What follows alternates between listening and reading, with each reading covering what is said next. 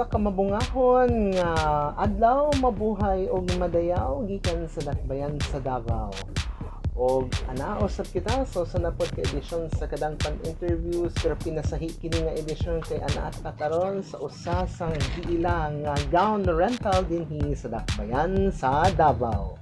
Kauban nato ang tag-iya tigdumala niining KSD Gown Collection sa ilain si Karen Shine Dulaca. Maayong adlaw. Maayong adlaw, Sir Carlo. Salamat sa pag-anhi. Yes, salamat pod sa higayon nga at least makabisita ako sa imong presensya, although di naman kayo pero okay naman kay gusto nako mahimong meaningful ning ato nga panaghiskot-hiskot. So gusto na ako may balaan og sa alang sa kasayunan po sa mga nagalantaw kanos nag sugod ang imuhang business na mao ang KSD Gown Rental Gown Collection.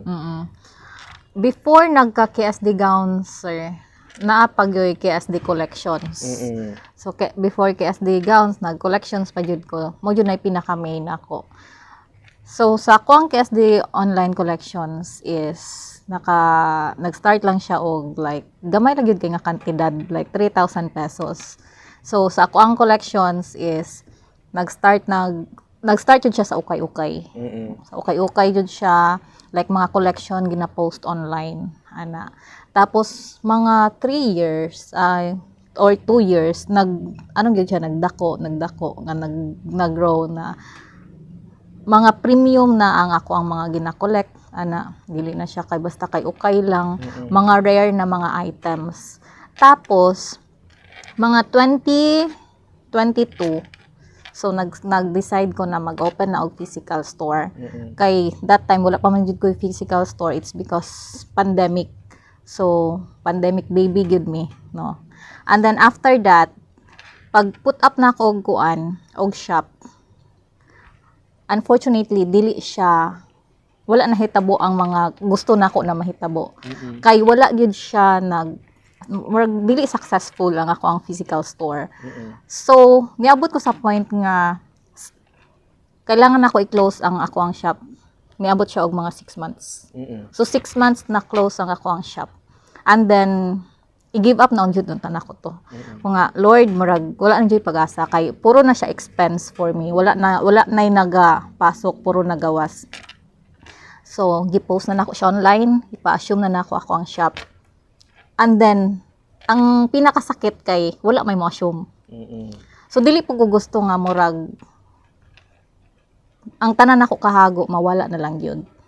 So walay nag-assume sa ako ang gi-post. So giampo na ako siya ba nga Lord kanang unsa man akong pinaka the best na buhaton.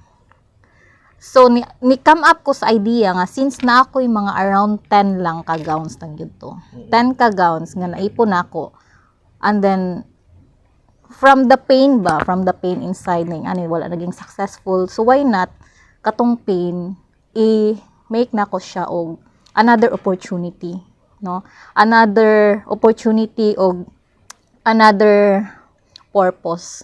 So dadto ako nakaisip nga since ang place is duol siya og schools, no?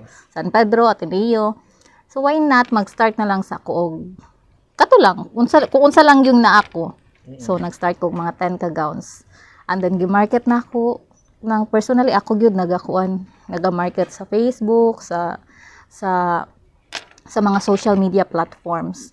And then wala ko na-expect nga paunti-unti, no, from one client to client, nagsugod yun siya mga estudyante o mga customer na ako sa collection. Tapos wala ko na-expect nga kanang gina-refer na daig ko. Sa 10 clients na mga ma-income, so ginapalit ako na another mga bago na mga gowns. Wala ko na-expect nga sa sige na ko collect lang pod og mga gowns. And ang pinakakuan lang po siguro is very affordable. So wala ko na-expect nga sige na ko og refer. Unya ako naglingaw lang pud ko og pamalit og gown. So wala ko na-expect nga tingala ko taga na kay ko gowns. So inga na lang yun nag-start ang KSD Gowns. More on lang siya. Kanang 10 ka gowns lang yun nag-start. And then I was driven with the passion, the purpose na na mahatag na ako ng isa kong mga clients na affordable yet elegant.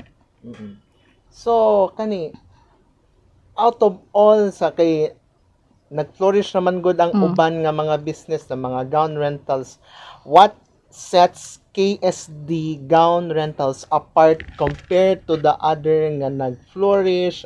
And although di man nato malikayan and we cannot deny nga naga-compete, what sets apart ang imuha itandi sa uban? Siguro sa ako lang based sa ako ang mga na-receive po na mga feedbacks kay as much as possible ginakuha gyud nako ang feedback sa ako ang mga client. Okay. So nagapangutana jud ko nga, ma'am, kumusta imong gowns? Ma'am, kumusta imong kumusta inyong event? So mas hands-on ko sa ako ang client to the point na dili lang siya basta kay client namo, no? I give even sa ako mga staff na i-prioritize ninyo ang atong mga clients unsa ilang kinahanglan as much as possible kung unsa ang need ni client ato agyong mahatag. And syempre almost every month naga-pull out me. So since naman ko'y katong na-mention ako na ako'y KSD collections. Okay. So ang katong mga old style namo, itong mga sige na og current. So dito na mo siya ginalabay. Dito na mo siya ginabenta. Tapos every month nagabutang gyud kog mga bago. Kay sa panahon karon, labi na mga students, no, dili man pud gud na sila gusto na pabalik-balik ang mga gown. So gusto nila bago always, trendy ang mga outfit nila, ilang mga gowns, o as much as possible na makapili jud sila unsa ilang gusto. So sa ako ang experience, ang the usual nila manggod ginaingon nga dili sila makafit daw og daghan sa uban na shop. So ako sige go. Though lisod jud siya, no, kay ang mga gowns mga bugat. Pero ginatagaan lang gyud nako ang mga customer, sige ma'am, pagpili hantod na makit-an nimo unsa ang gusto nimo. So naghatag gyud ko og kanang customer service kay dili man gud in one suot magustuhan dai nila. So ang customers mamili gyud na sila og kuan. So ginahatag lang nako na sila. Wala na ako na ginadalo sa mga client na mag-fit sa mga gowns na unsa nila gusto. Para sa kasayuran po, no, what is ang kasagaran nga mga events na syempre kanang ginapangita sa inyong mga customers for that?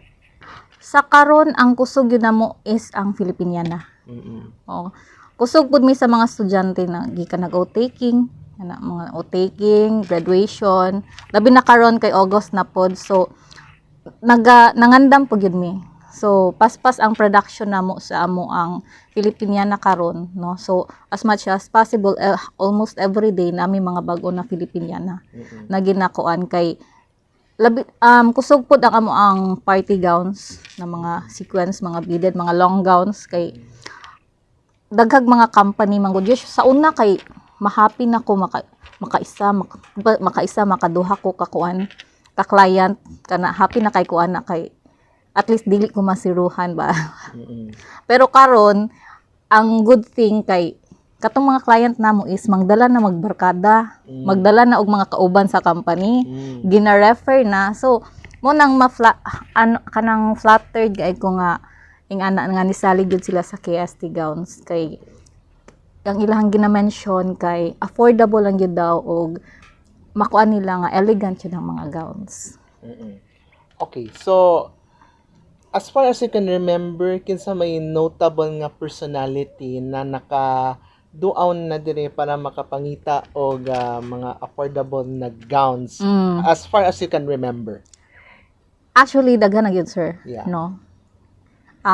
Daghag mga vloggers, no, sila Laking Davao, sila Sir Kokoy, si Ma'am Desiree, sa Vanilla. Daghan ang almost mga vloggers, sila Judessa, sila Maricar Esclamado, tapos mga beauty queens. And then isa sa pinaka nako is si Ira Mel Alfeche, si Miss Earth Philippines 2024, no, na nisalig po siya sa KSD gowns na hatag mi sa iya og mga mga outfits niya, mga gowns niya every time na siya mga events. So kami ang nagapasuot sa iya ha.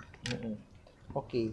So para po masayod po sa uban aside sa gown rental, unsay pinaka lain nga expertise aside from ani? Yes. Kami sa una kay gown sa magyud mi. Pero karon ginawiden na namo ang mga unsay mga gina-offer namo sa mga clients. Isa diha ang amo ang hair and makeup, no? Very affordable lang pud siya kay ang amo amang good is kanang enough lang pud ba nga dili pud kaayo mi kanang dili pud kaayo mabugatan amo ang mga clients, at the same time makahatag yun og good service. Dili siya kay barato, ibig sabihin na putyo-putyo na lang siya, no? Aside sa barato, we make it na best pud jud ang quality, no? Even sa among mga makeups. Kay amo ang mga hair and makeup artist is mga professional pud yun na diri sa Davao City. Naga-offer na pud mi og mga even na mga bags, no? Kasi sa party sila nagapangita gihapon sila. So gihatag na namo para kung baga ang amo ang shop is all in na gid siya. So tanan nga ginapangita sa client is from the bags, sandals, accessories, kanang dili na sila mangita og kuan kay di ba the usual is mangita pa ka gowns, tapos wala pa koy mga bags. Madunggan magud nako sa ako ang mga clients. So why not na para dili na sila maglisod, ihatag na lang nako kung unsa ilang mga kailangan pag naa sila mga special events. So dito ato siya na hulog tanan na diri amurag all in na ang KSD gowns sa ilang mga parties. So kumbaga anniversary, birthdays, Yes. mga Weddings. proms, tanan ginyo na ginadalit pa. Yes. Anyway, para po nga masayod na sa mga wala nakabalo, if ever nga, kung you could give a piece of advice kung how to be you being a successful person despite nga daghang mga pagsulay sa kinabuhi nga imong natagamtam. Ang ako happy yun ko sir no nga wala ko ni give up, nga wala ko siya gi-give up ngo na ang katong pain sa tanan na mga course kay daghan kay kog mga na startup na pud jud na business pero puro gyud siya failure, no? But despite sa sige og ka failure, I keep on going. Wala ko ni give up. Niabot ko sa point nga nag-zero na gyud na zero balance na gyud, but I keep on trying. Kay when we go sa pag-business man gud, dili nato kailangan og dakong kapital, no? All we just need is our perseverance, the passion, and kanang dedication jud, no, and effort. And syempre if we work for that, dapat na nagyud ta sa tamang dalan, no? We are nagyud ta sa kumbaga nata sa tama nga path ba, no? Ang ako is ginaano ra pud nako sa Ginoo tanan kung unsa man naa sa ako karon is of course wala gyud ang KSD kung wala pud ang Ginoo na naga-guide, no, sa mga tama na mga desisyon. Kay lisod jud baya pag daghan baya kayo og mga mga temptation, kay especially sa karon na panahon daghan kay mga investment nga nana. So when we go for something natay mga gusto na buhaton, dapat on point ta nga nata sa tama na direksyon. Oo. So, mao na lesson para sa tuan na try until you succeed. Yes. Sakto. Oo. Kay ako ang KSD gowns, imagine pila ra 10 ka gowns, pero karon dili na gyud wala na gyud ko kabalo kung pila. Kay nag-pull out na mi diri kay this pala sir, September hopefully maka-grand opening nami sa amo ang Tacorong branch. Nice. Oo.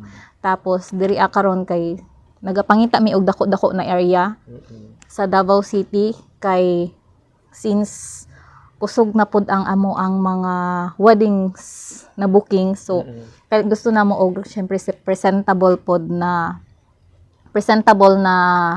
area ba para maka-cater na mo ang amo ang mga clients. Kay karon diri og katong na dito sa front namo mao pa man ni among area. Nami pud mi sa Toril. Nami sa Toril pero via appointment lang ang amo ang Toril. Okay. So karon hopefully makakita mi og kanang dako-dako na area. ma-plaster namo, butang na namo tanan dito pati ang amo ang hair and makeup. Yes. Kay usahay fully booked pud ang amo ang hair and makeup. Oo, kay sunod-sunod ang mga event pud sa mga estudyante ba. Correct. So, isip pagpanapos ni ato ang pagkiginabi kanimo, Ma'am Karen, please invite sa atong mga viewers nga mobisita sa inyong mga shops sa KSD Gown Collections o sa ubang branches soonest. Basin di ay kay imbitahon ko nimo sa grand opening dito sa Takurong. Why not, sir? Oo. I'll be more Sabay ta. Yes, okay. Invite lang sa atong mga viewers. Yes. Hello everyone. So we are inviting you to visit us. Visit KSD Gowns. Now, if you are looking for affordable yet elegant na mga gowns, tuxedos, barong, Filipiniana, pang dibu, ball gown, pang wedding gown, entourage, so tanan na gyud diri ano.